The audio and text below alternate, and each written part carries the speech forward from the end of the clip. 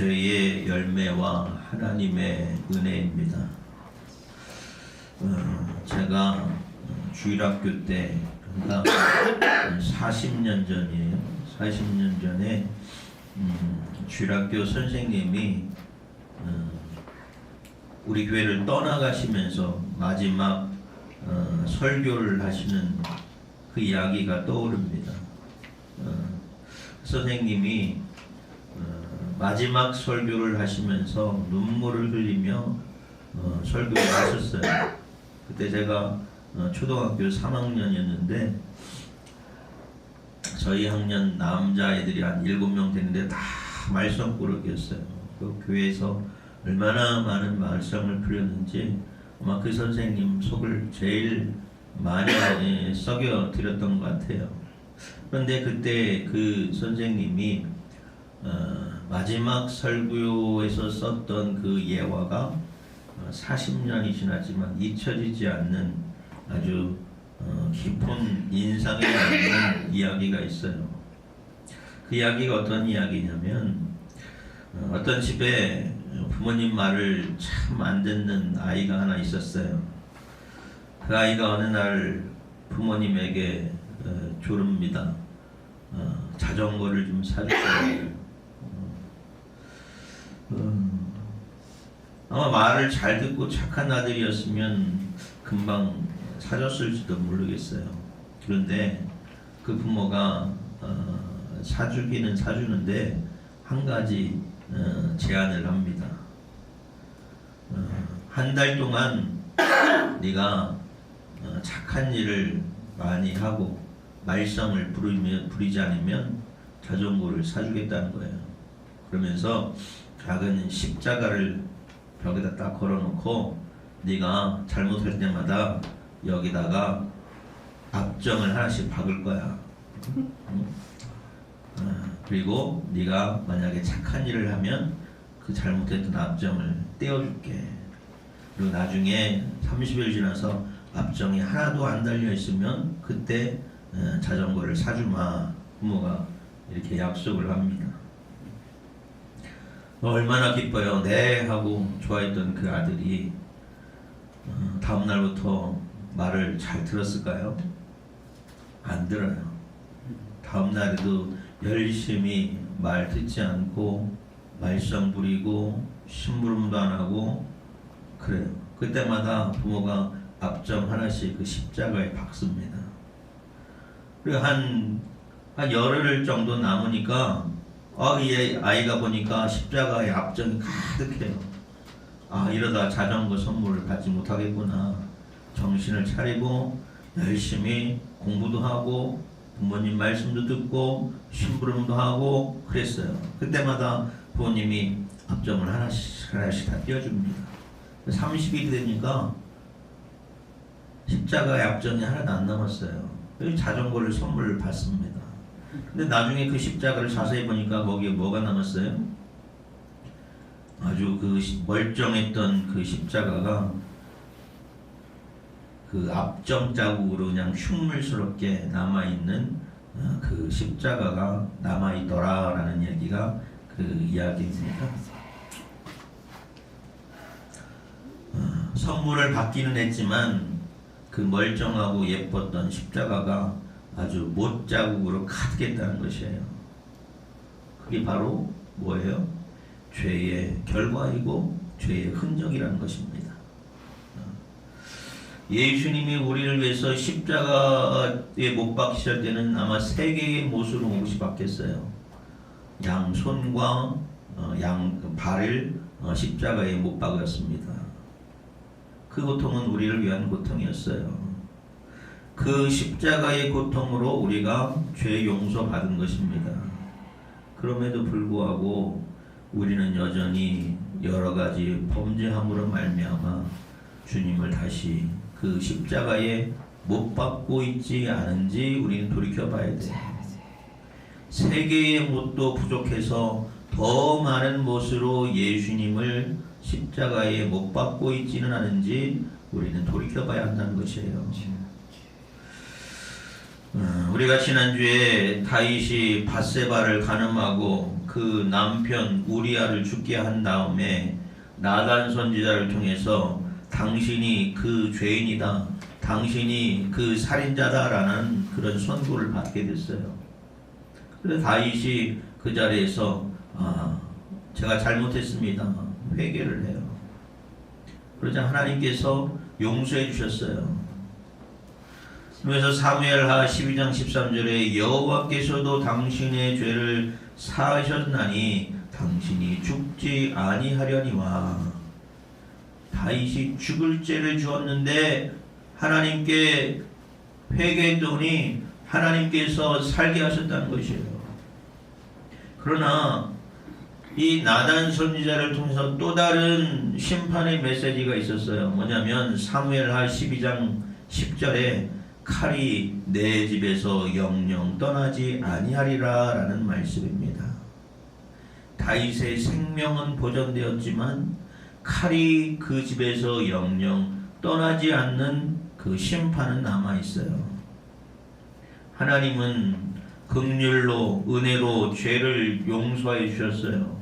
그러나 다윗이 지었던 죄의 흔적은 남아있는다는 것이에요. 아까 들었던 그 십자가의 못자국처럼 우리가 지었던 죄에 대한 열매, 그 흔적은 늘 남게 됨을 우리는 깨달아야 돼요. 오늘 본문 말씀이 바로 그 예언의 현실이 바로 다윗의 눈앞에 죄의 흔적으로 그 열매로 드러나는 광경이 바로 오늘 본문 말씀의 내용입니다. 용서 안 받은 사람에게도 죄의 흔적과 결과는 남아있어요.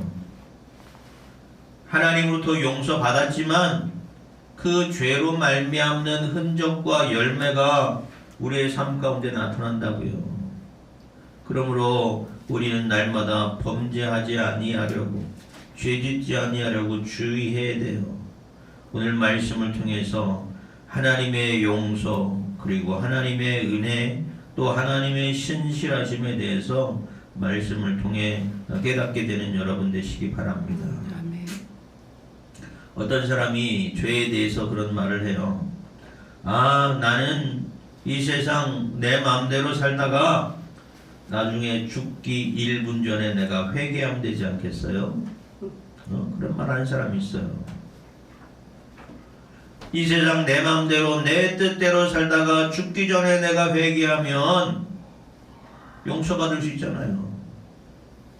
예수님과 함께 십자가에 못 박혔던 한 죄인이 그랬어요. 십자가에 못 박히기 전에 예수님으로부터 용서함 받고 그가 낙원을 허락받지 않았습니까? 근데 여러분, 죽는 날을 아는 사람이 어디 있어요? 갑자기 잠자다가 죽는 사람도 있어요. 얼마 전에 제 친구 동기 하나가 그냥 잠자다가 그냥 소천했다는 이야기를 들었어요. 얼마나 허무합니까? 또 어떤 사람은 갑자기 천지지변에, 또 어떠한 사고로 인해서 언제 어떻게 죽을지 알 수 없어요. 그러면 그 전에 내가 세상 살다가 어느 정도만 내가 살다가 중간에 멈춰서면 되지 않겠습니까? 라고 말하지만 한번 죄의 맛을 들인 사람은 그것을 멈출 수가 없습니다. 죄는 갈수록 커지는 거예요. 바늘도둑이 소독된다는 말처럼 점점점 커져가는 것이 죄의 모습이에요. 그러면 또 이런 생각을 할 수가 있어요. 그러면 내가 범죄하고 나서 바로 회개하면 되지 않습니까? 또 범죄하고서 또 회개하면 되죠. 죄 짓고 금방 회개하면 되죠. 하나님은 용서하지 못할 죄가 없다고 하시지 않습니까? 그러나 성경은 반복해서 짓는 죄에 대해서 그렇게 하지 말라고 가르치고 있어요. 같은 죄를 반복해서 짓는 죄는 뭐예요? 불순종이에요. 순종의 자세를 갖추지 못한 것이에요. 불순종은 심판의 대상입니다. 광야에서 이스라엘 백성이 반복해서 죄졌어요. 깨닫하면 불평하고, 깨닫하면 불만을 하고, 원망하고 그러다가 광야에서 다 심판당했어요. 반복해서 죄 짓는다는 것은 하나님을 업신여기는 것입니다. 우리는 늘 더 큰 죄에 빠지지 않기 위해서 주의해야 돼요. 만약에 우리가 하나님의 은혜에 대해서 알았더라면, 하나님의 은혜에 대해서 깨달았더라면 반복해서 죄 짓지 않습니다. 또한 죄에 대한 흔적, 열매가 있다는 것을 우리는 깨달아야 돼요. 어떤 배우자가 거짓말을 하거나 외도를 했어요. 그 사람이 자신의 잘못을 뉘우치고 회개를 하고 하나님께 용서를 받았습니다. 그러면 그것이 끝나게 되나요?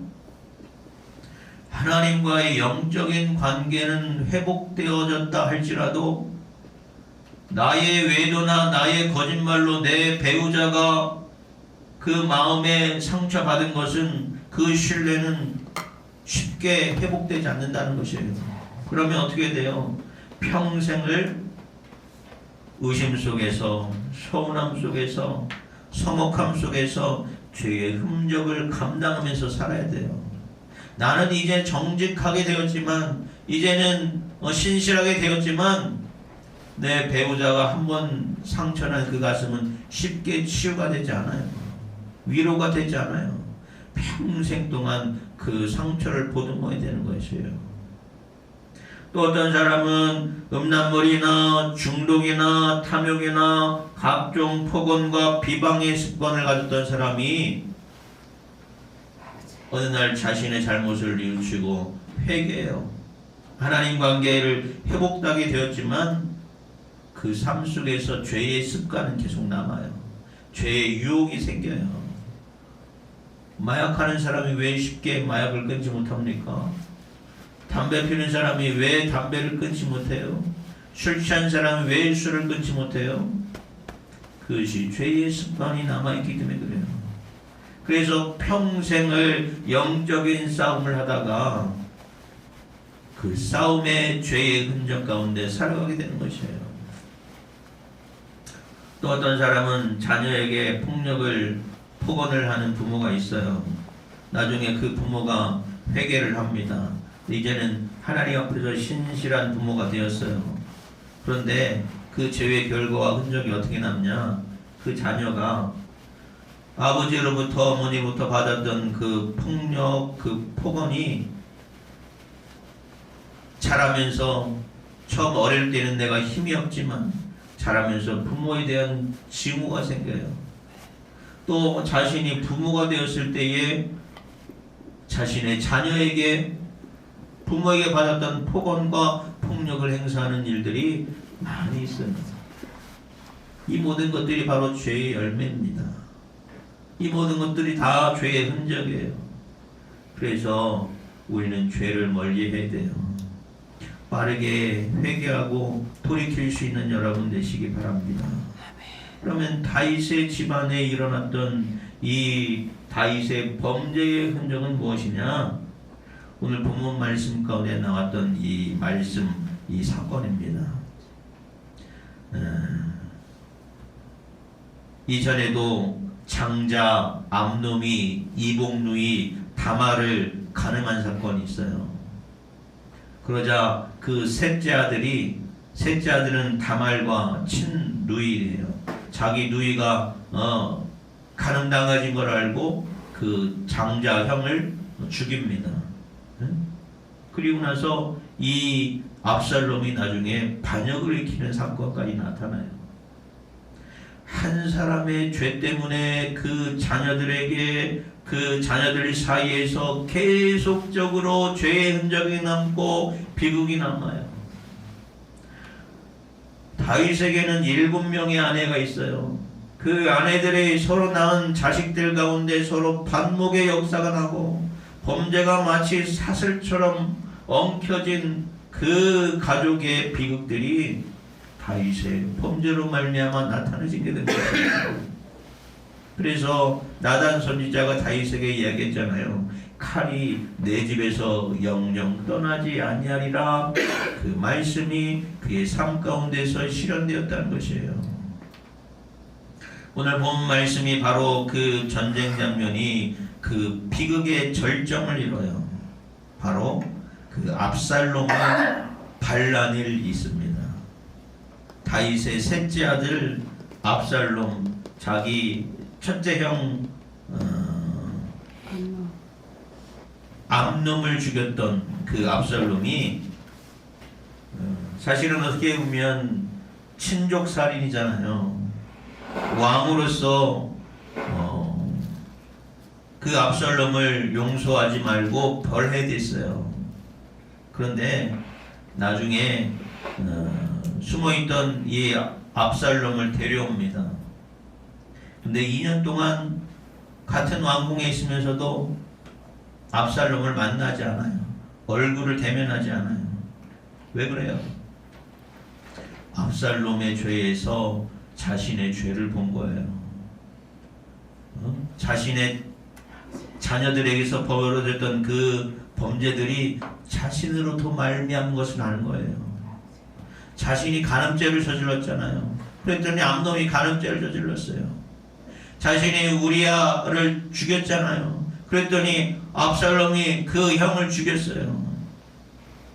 그러니까 그 압살롬이 범죄한 것에 대해서 호통치지도 못하고 책망하지도 못하고 영적인 권위를 상실해서 멀찍이 압살롬을 두고서 용서하지 못하고 2년 동안 방치했던 것이에요. 그랬더니 압살롬의 마음속에 처음에는 두려움이 있다가 나중엔 그 두려움이 분노가 되고 증오가 되고 야심이 돼요. 빨리 회개했더라면 좋았을 것인데 회개와 화해가 이루어지지 않자 그 틈을 타고 무엇이 와요? 사단이 와요. 다윗이 우유부단하게 방치했던 2년 동안 압살롬의 마음속에 아버지는 나를 자식 취급하지 않는구나. 이럴 바에는 내가 왕이 돼서 이 죄죄를 다 뒤엎어야지.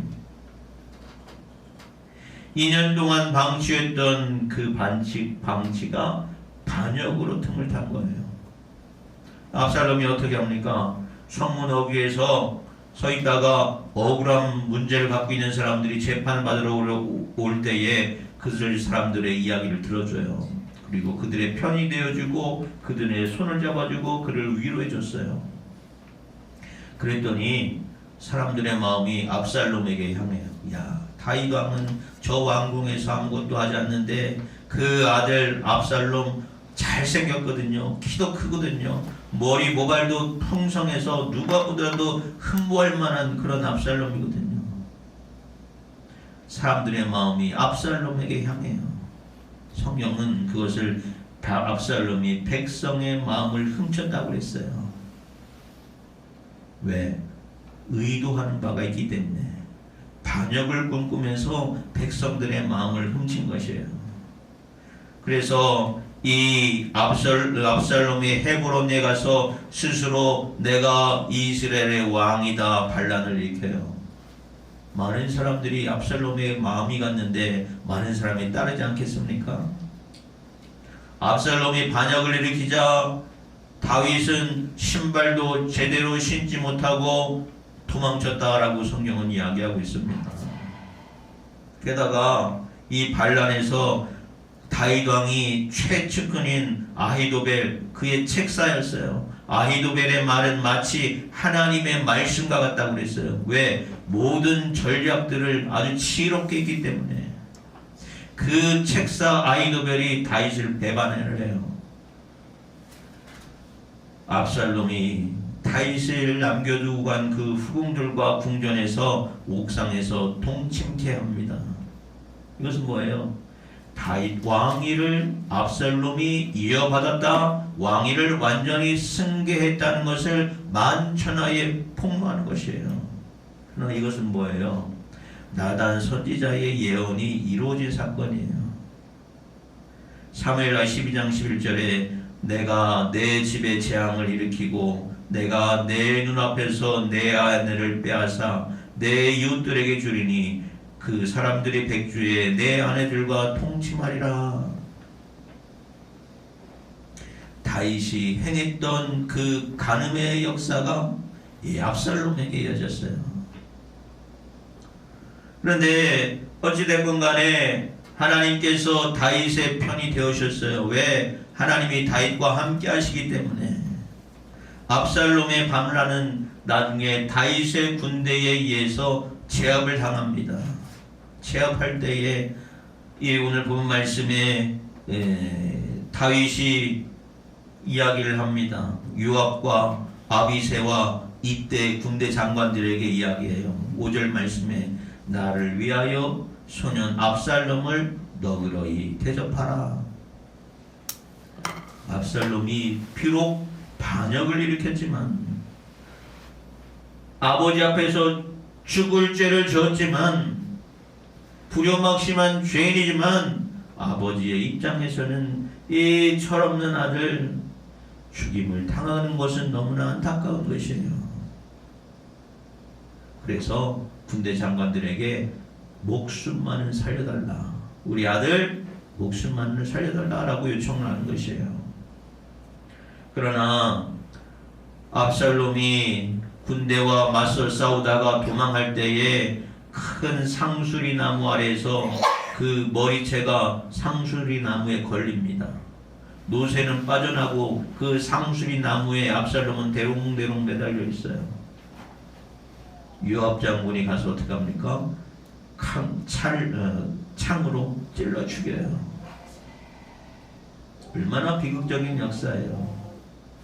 다윗의 죄로 말미암아 그의 죄의 열매, 죄의 흔적이 결국 아들의 죽음으로 열매 맺게 되었다는 것이에요. 그러니 이 말씀 속에서 깨달아야 될 것이 있어요. 회개하고 용서받았다고 해서 우리가 뿌린 죄악의 씨앗들이 사라지는 것이 아니라는 것이에요. 갈라디아서 6장 7절의 말씀이 있습니다.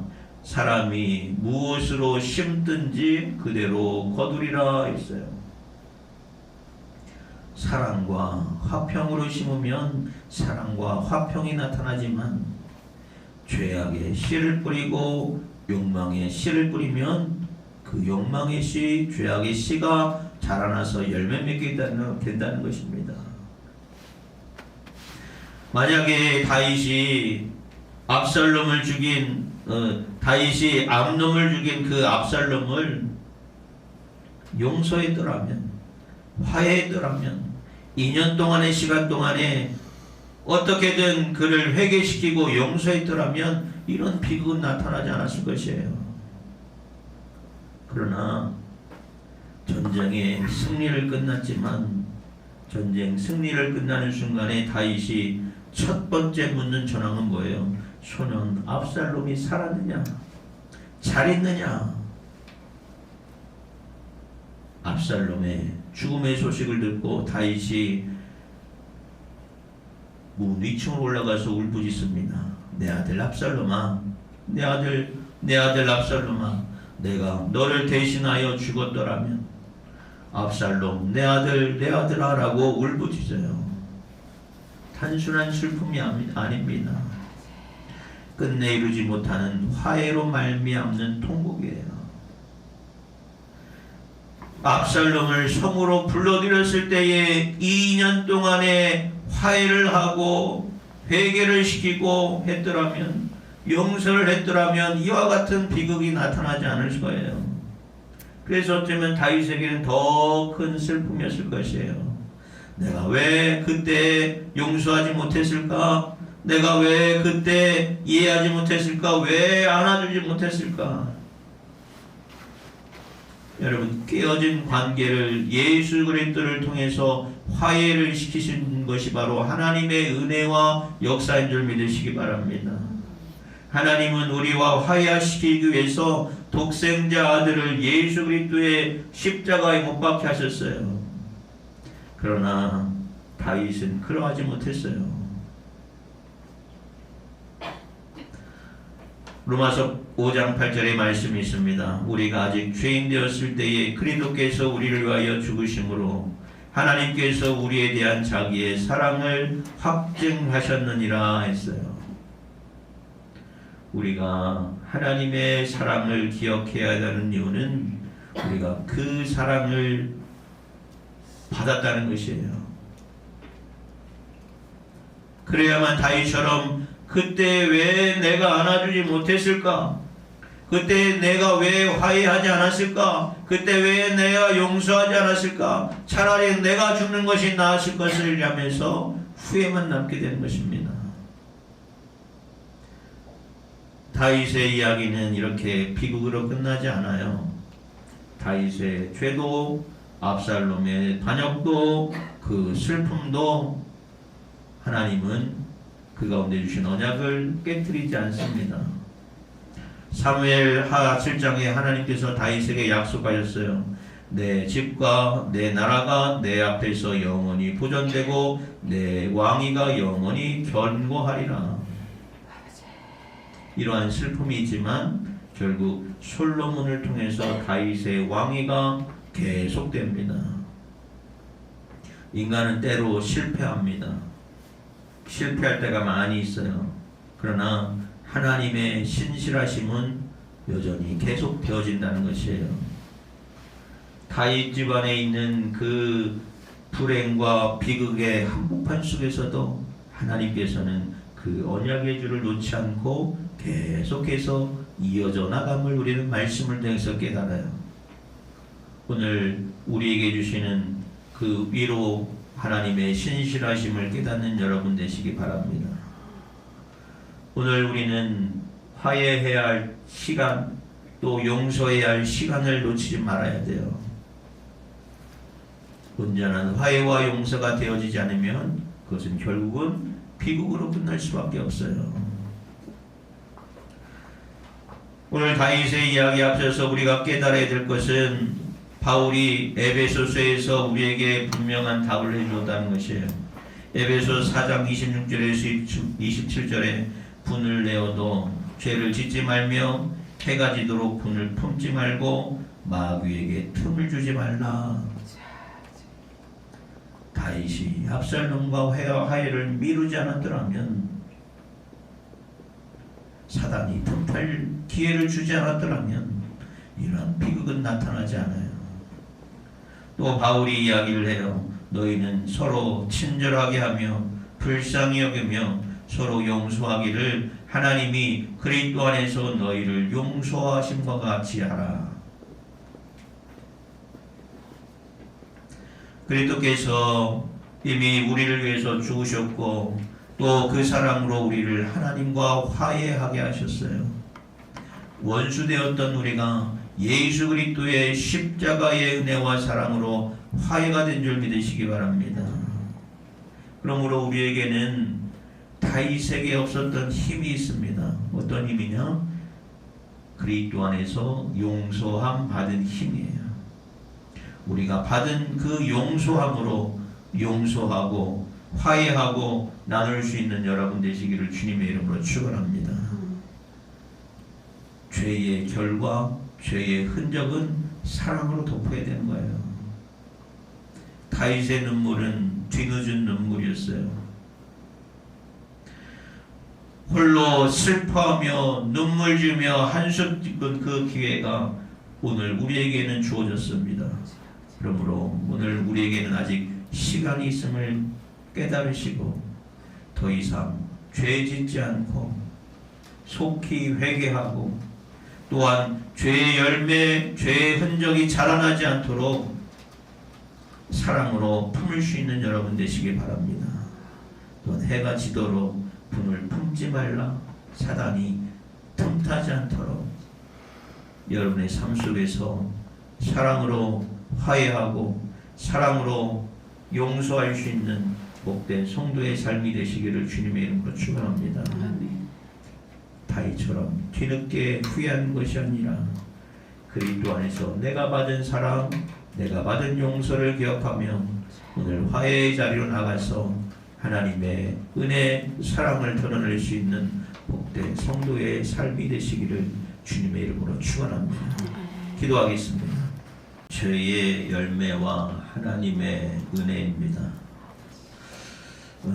제가 주일학교 때, 그러니까 40년 전이에요.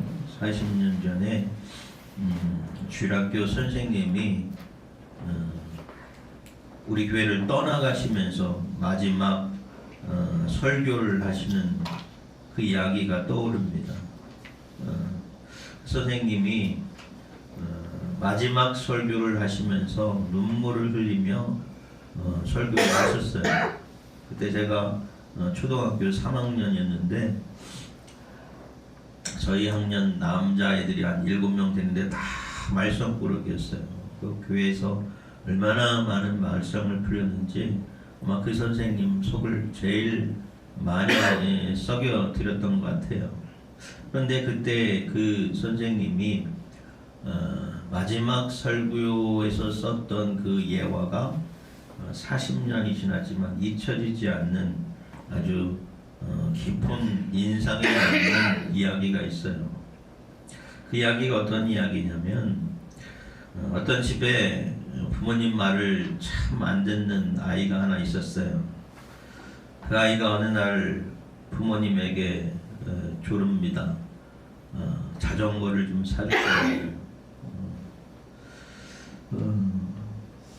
아마 말을 잘 듣고 착한 아들이었으면 금방 사줬을지도 모르겠어요. 그런데 그 부모가 사주기는 사주는데 한 가지 제안을 합니다. 한 달 동안 네가 착한 일을 많이 하고 말썽을 부리지 않으면 자전거를 사주겠다는 거예요. 그러면서 작은 십자가를 벽에다 딱 걸어놓고 네가 잘못할 때마다 여기다가 압정을 하나씩 박을 거야. 그리고 네가 만약에 착한 일을 하면 그 잘못했던 압정을 떼어줄게. 그리고 나중에 30일 지나서 압정이 하나도 안 달려 있으면 그때 자전거를 사주마. 부모가 이렇게 약속을 합니다. 얼마나 기뻐요. 네 하고 좋아했던 그 아들이 다음 날부터 말을 잘 들었을까요? 안 들어요. 다음 날에도 열심히 말 듣지 않고 말썽 부리고 심부름도 안 하고 그래요. 그때마다 부모가 압정 하나씩 그 십자가에 박습니다. 그리고 한 열흘 정도 남으니까 이 아이가 보니까 십자가에 압정이 가득해요. 이러다 자전거 선물을 받지 못하겠구나. 정신을 차리고 열심히 공부도 하고 부모님 말씀도 듣고 심부름도 하고 그랬어요. 그때마다 부모님이 압정을 하나씩 다 띄워줍니다. 30일이 되니까 십자가의 압정이 하나도 안 남았어요. 자전거를 선물을 받습니다.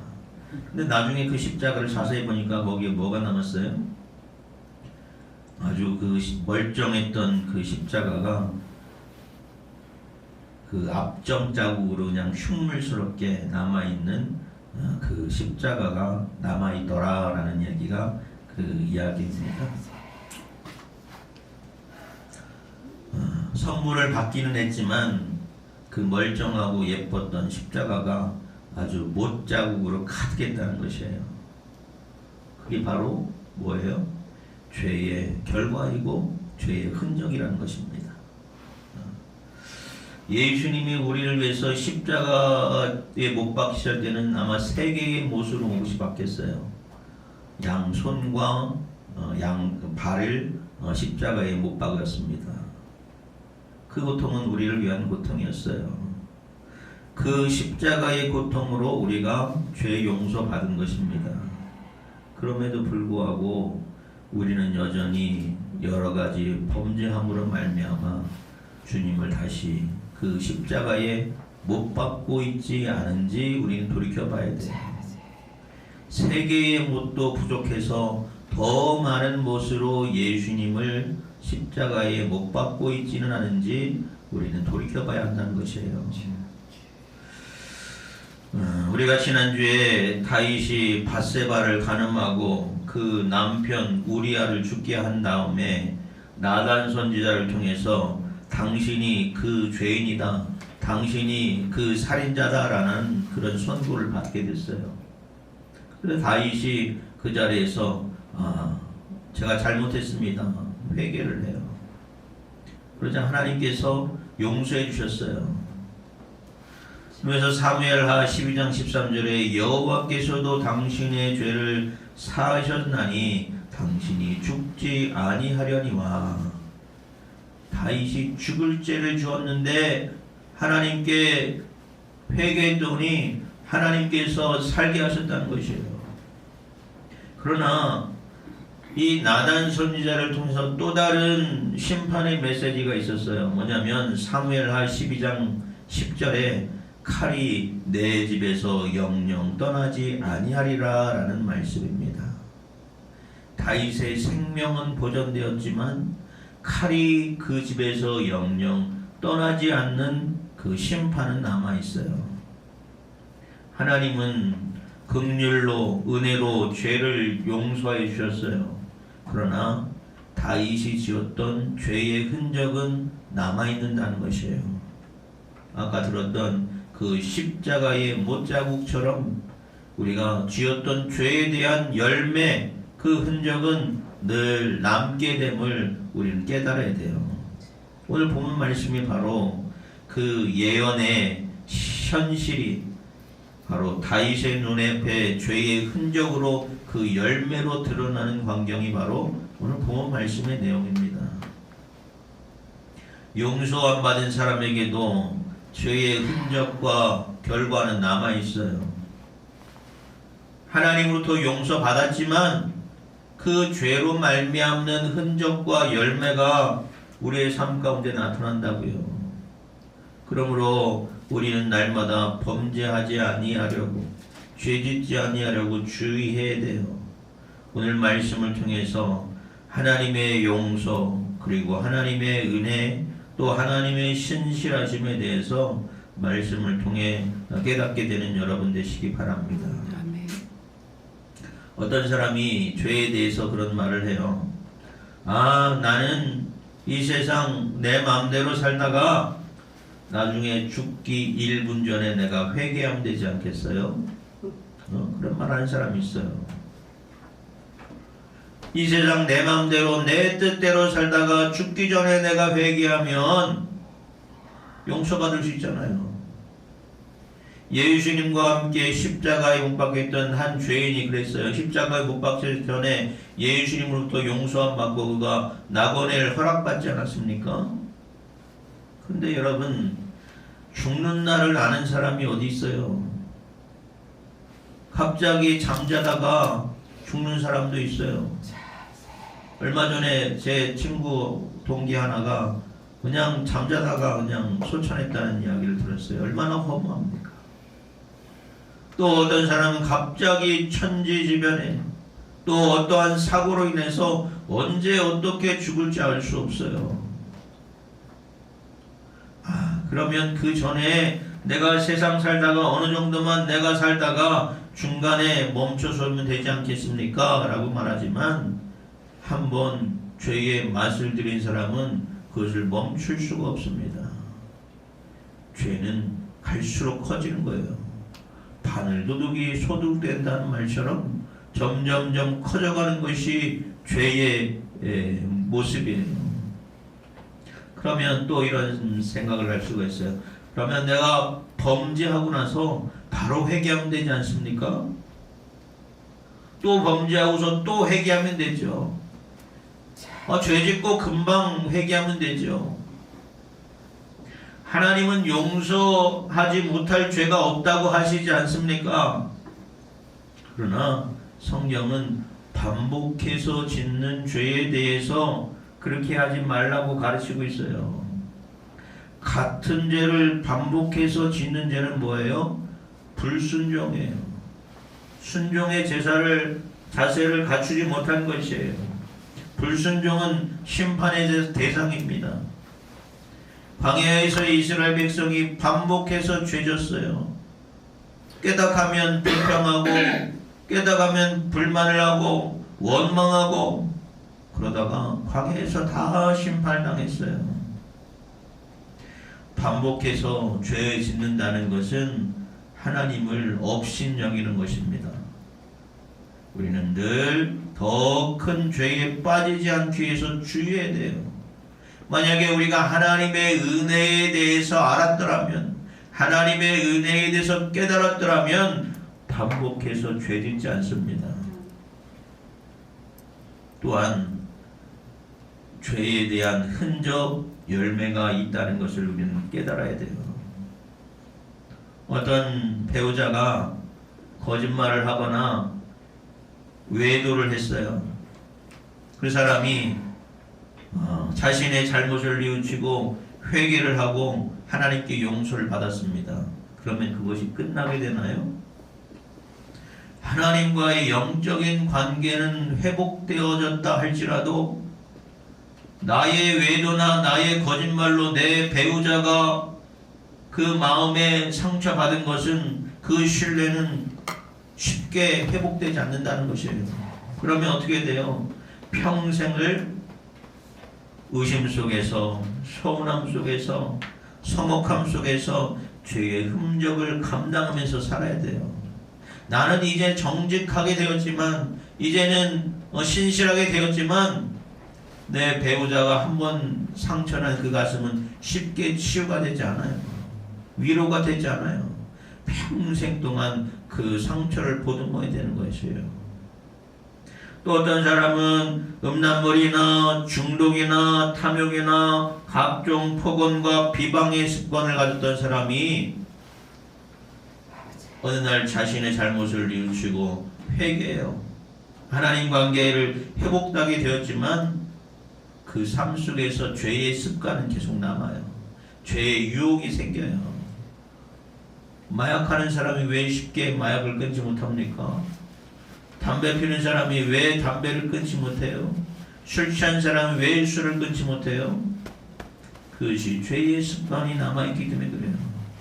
그래서 평생을 영적인 싸움을 하다가 그 싸움의 죄의 흔적 가운데 살아가게 되는 것이에요. 또 어떤 사람은 자녀에게 폭언을 하는 부모가 있어요. 나중에 그 부모가 회개를 합니다. 이제는 하나님 앞에서 신실한 부모가 되었어요. 그런데 그 죄의 결과와 흔적이 어떻게 남냐? 그 자녀가 아버지로부터 어머니부터 받았던 그 폭력, 그 폭언이 자라면서 처음 어릴 때는 내가 힘이 없지만 자라면서 부모에 대한 징후가 생겨요. 또 자신이 부모가 되었을 때에 자신의 자녀에게 부모에게 받았던 폭언과 폭력을 행사하는 일들이 많이 있습니다. 이 모든 것들이 바로 죄의 열매입니다. 이 모든 것들이 다 죄의 흔적이에요. 그래서 우리는 죄를 멀리해야 돼요. 빠르게 회개하고 돌이킬 수 있는 여러분 되시기 바랍니다. 그러면 다윗의 집안에 일어났던 이 다윗의 범죄의 흔적은 무엇이냐? 오늘 본문 말씀 가운데 나왔던 이 말씀, 이 사건입니다. 이전에도 장자 암놈이 이복누이 다말을 간음한 사건이 있어요. 그러자 그 셋째 아들은 다말과 친누이예요. 자기 누이가 간음당해진 걸 알고 그 장자 형을 죽입니다. 그리고 나서 이 압살롬이 나중에 반역을 일으키는 사건까지 나타나요. 한 사람의 죄 때문에 그 자녀들 사이에서 계속적으로 죄의 흔적이 남고 비극이 남아요. 다윗에게는 7명의 아내가 있어요. 그 아내들이 서로 낳은 자식들 가운데 서로 반목의 역사가 나고 범죄가 마치 사슬처럼 엉켜진 그 가족의 비극들이 다윗의 범죄로 말미암아 나타나지게 된 거예요. 그래서 나단 선지자가 다윗에게 이야기했잖아요. 칼이 내 집에서 영영 떠나지 아니하리라. 그 말씀이 그의 삶 가운데서 실현되었다는 것이에요. 오늘 본 말씀이 바로 그 전쟁 장면이 그 비극의 절정을 이뤄요. 바로 그 압살롬의 반란이 있습니다. 다윗의 셋째 아들 압살롬, 자기 첫째 형 암놈을 죽였던 그 압살롬이 사실은 어떻게 보면 친족 살인이잖아요. 왕으로서 그 압살롬을 용서하지 말고 벌해댔어요. 그런데 나중에 숨어있던 이 압살롬을 데려옵니다. 근데 2년 동안 같은 왕궁에 있으면서도 압살롬을 만나지 않아요. 얼굴을 대면하지 않아요. 왜 그래요? 압살롬의 죄에서 자신의 죄를 본 거예요. 자신의 자녀들에게서 벌어졌던 그 범죄들이 자신으로부터 말미암은 것을 아는 거예요. 자신이 간음죄를 저질렀잖아요. 그랬더니 암놈이 간음죄를 저질렀어요. 자신이 우리야를 죽였잖아요. 그랬더니 압살롬이 그 형을 죽였어요.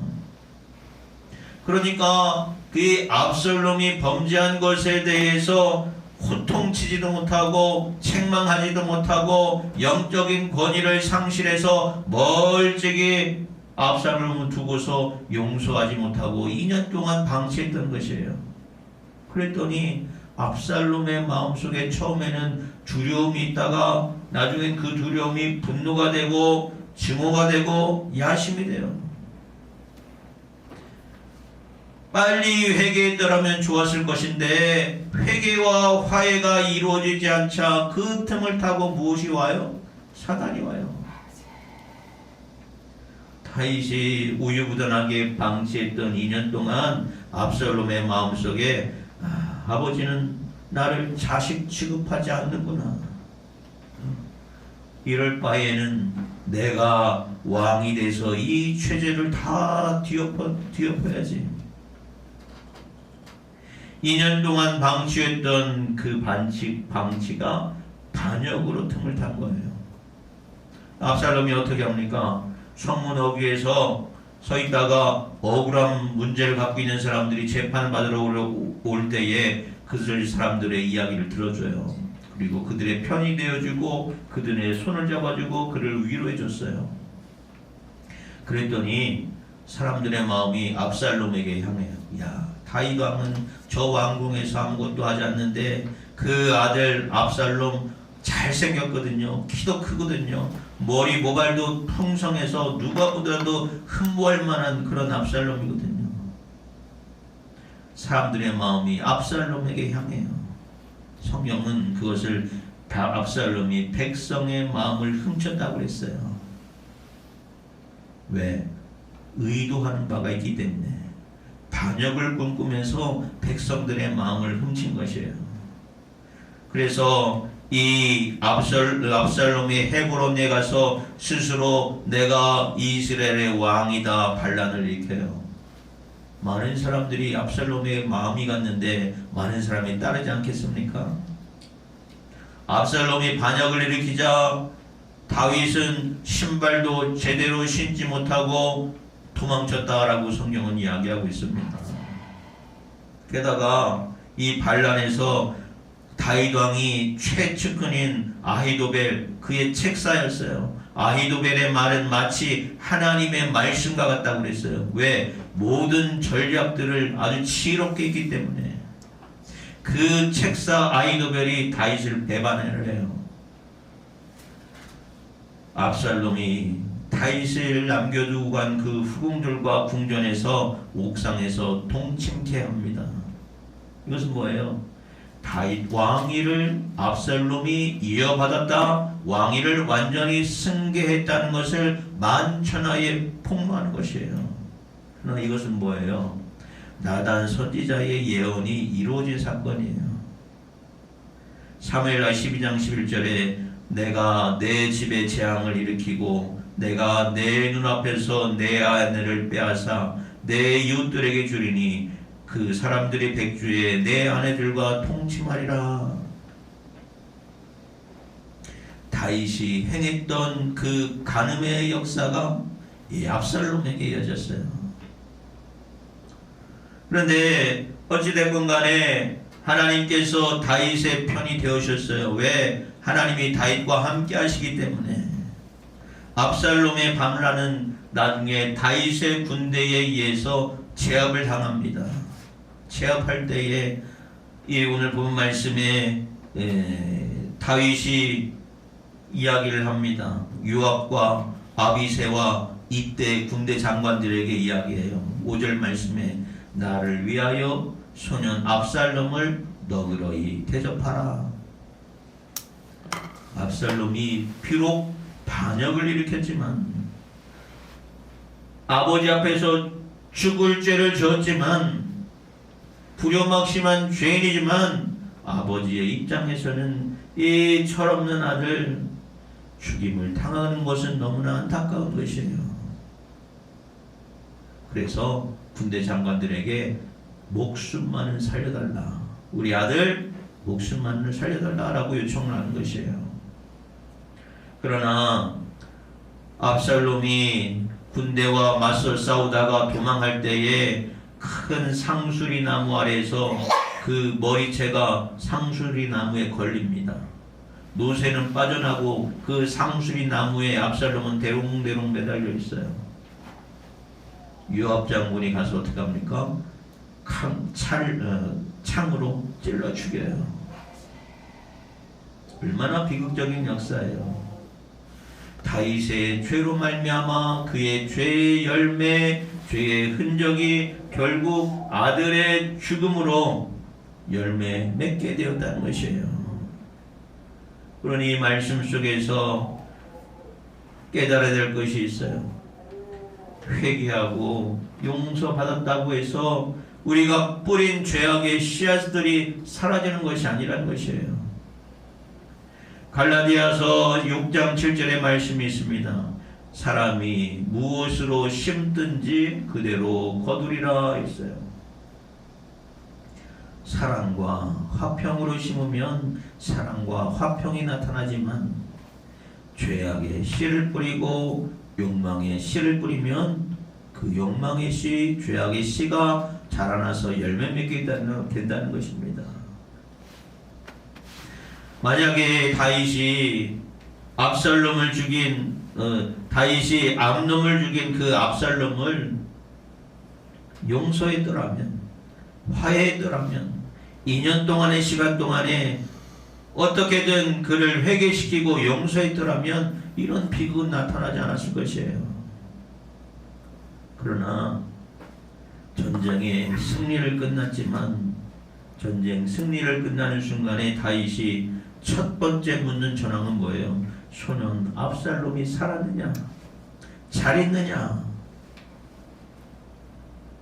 압살롬의 죽음의 소식을 듣고 다윗이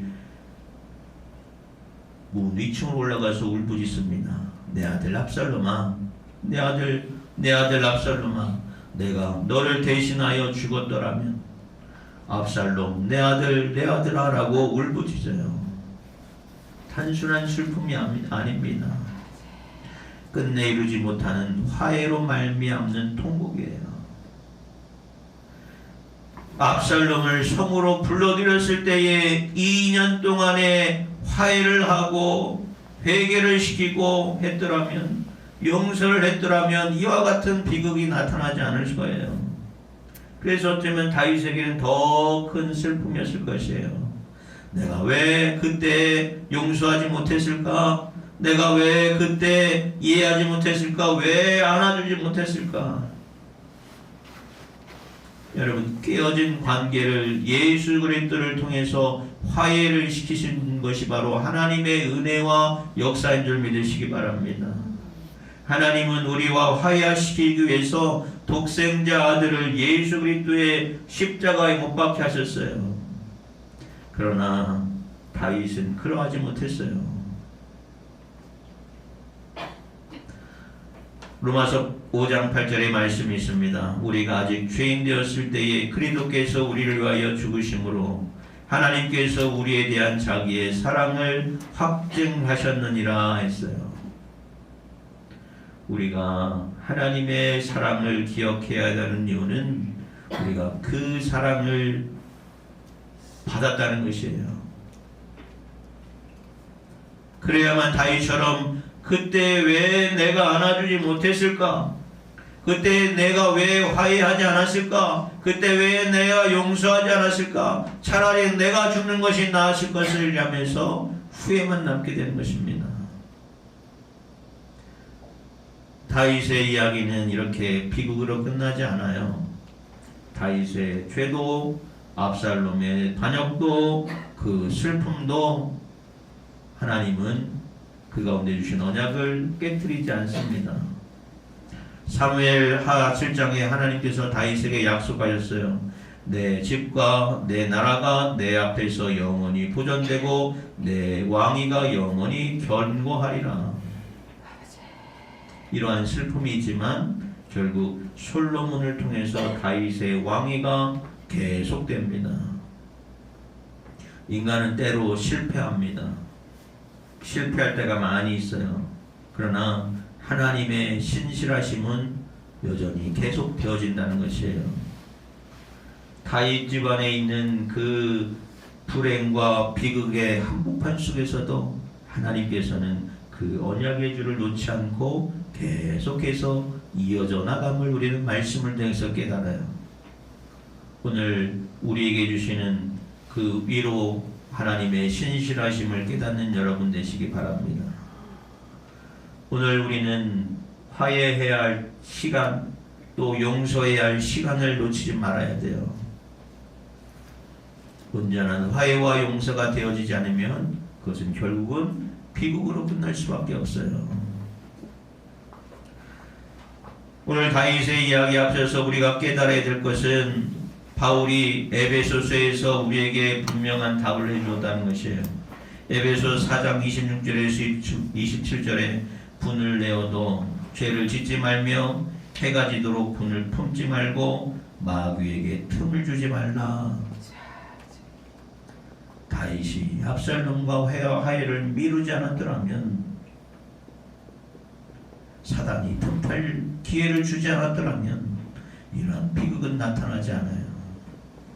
또 바울이 이야기를 해요. 너희는 서로 친절하게 하며 불쌍히 여기며 서로 용서하기를 하나님이 그리스도 안에서 너희를 용서하심과 같이 하라. 그리스도께서 이미 우리를 위해서 죽으셨고 또 그 사랑으로 우리를 하나님과 화해하게 하셨어요. 원수되었던 우리가 예수 그리스도의 십자가의 은혜와 사랑으로 화해가 된 줄 믿으시기 바랍니다. 그러므로 우리에게는 다윗에게 없었던 힘이 있습니다. 어떤 힘이냐? 그리스도 안에서 용서함 받은 힘이에요. 우리가 받은 그 용서함으로 용서하고 화해하고 나눌 수 있는 여러분 되시기를 주님의 이름으로 축원합니다. 죄의 결과, 죄의 흔적은 사랑으로 덮어야 되는 거예요. 다윗의 눈물은 뒤늦은 눈물이었어요. 홀로 슬퍼하며 눈물 주며 한숨 짓는 그 기회가 오늘 우리에게는 주어졌습니다. 그러므로 오늘 우리에게는 아직 시간이 있음을 깨달으시고 더 이상 죄 짓지 않고 속히 회개하고 또한 죄의 열매, 죄의 흔적이 자라나지 않도록 사랑으로 품을 수 있는 여러분 되시길 바랍니다. 또한 해가 지도록 분을 품지 말라. 사단이 틈타지 않도록 여러분의 삶 속에서 사랑으로 화해하고 사랑으로 용서할 수 있는 복된 성도의 삶이 되시기를 주님의 이름으로 축원합니다.